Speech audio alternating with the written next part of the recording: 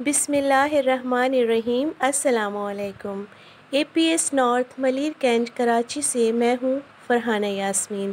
On line support program کے دوسرے مرحلے میں خوش آمدید۔ عزیز طلباء و طالبات، آج ہم نظم حمد پڑھیں گے۔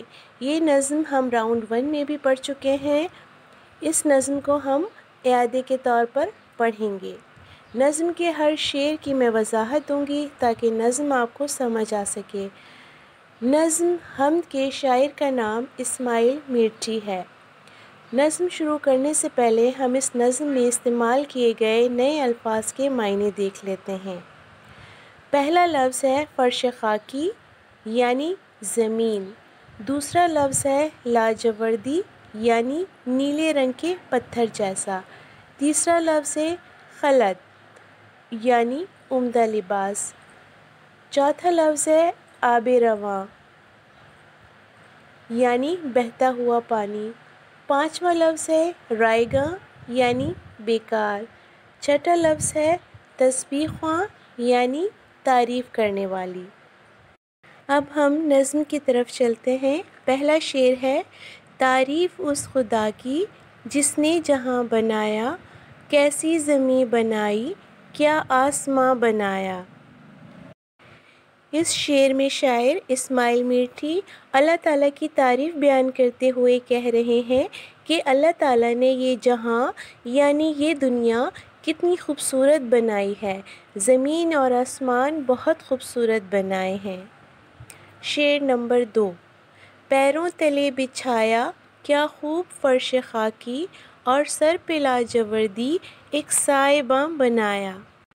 اس شعر میں شاعر کہہ رہے ہیں کہ اللہ تعالیٰ نے ہمارے چلنے پھرنے کے لیے فرش خاکی یعنی زمین کا فرش بچھایا، اور سر پر لاجوردی سائباں یعنی چھت کے طور پر ہمارے لیے نیلا آسماں بنایا۔ شعر نمبر 3۔ مٹی سے بیل بوٹے کیا خوش نما اگائے، پہنا کے سبز خلط ان کو جواں بنایا۔ اس شعر میں شاعر اللہ تعالیٰ کی تعریف بیان کرتے ہوئے کہہ رہے ہیں کہ اللہ تعالیٰ نے زمین سے کیسے کیسے بیل بوٹے یعنی طرح طرح کی نعمتیں یعنی پھل، پھول، اناج، سبزہ پیدا کیا، اور ان نعمتوں کو سبز لباس پہنا کر انہیں جواں بنایا۔ شعر نمبر 4۔ خوش رنگ اور خوشبو گل پھول ہیں اگائے، اس خاک کے کھنڈر کو کیا گلستاں بنایا۔ اس شعر میں شاعر کہہ رہے ہیں کہ اللہ تعالیٰ نے اس مٹی سے کتنے خوبصورت اور خوشبو بکھیرنے والے پھول اگائے ہیں، اور اس ویران زمین کو ان خوبصورت پھولوں کے ذریعے خوبصورت باغ بنا دیا ہے۔ شعر نمبر۔ میوے لگائے کیا کیا خوش ذائقہ رسیلے، چکھنے سے جن کے ہم کو شیریں دہاں بنایا۔ اس شعر میں شاعر کہہ رہے ہیں کہ اللہ تعالیٰ نے اس مٹی سے خوش ذائقہ یعنی مزیدار اور رسدار میوے اگائے ہیں جن کو کھانے سے ہمارا منہ میٹھا ہو جاتا ہے۔ شعر نمبر 6۔ سورج بنا کے تو نے رونق جہاں کو بخشی، رہنے کو یہ ہمارے اچھا مقام بنایا۔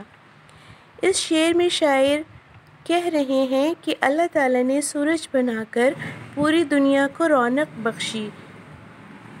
پوری دنیا کو رونق یعنی روشنی بخشی تاکہ دن میں ہم اپنے کام کر سکیں، اور ہمارے رہنے کے لیے اللہ تعالیٰ نے یہ دنیا بہت اچھی بنائی ہے۔ شعر نمبر 7۔ یہ پیاری پیاری چڑیاں پھرتی ہیں جو چہکتی، قدرت نے تیری ان کو تسبیح خواں بنایا۔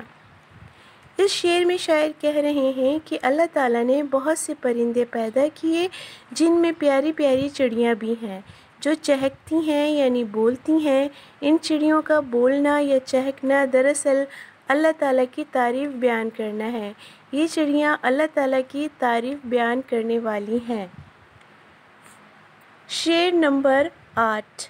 آب رواں کے اندر مچھلی بنائی تو نے، مچھلی کے تیرنے کو آب رواں بنایا۔ اس شعر میں شاعر کہہ رہے ہیں کہ اللہ تعالیٰ نے مچھلی کو بہتے پانی کے اندر پیدا کیا، جو کہ پانی میں زندہ رہتی ہے، تیرتی ہے۔ مچھلی کے تیرنے کو چلتا ہوا یعنی حرکت کرتا ہوا پانی بنا دیا۔ شعر نمبر 9۔ ہر چیز سے ہے تیری کاریگری ٹپکتی، یہ کارخانہ تو نے کب رائے گاں بنایا۔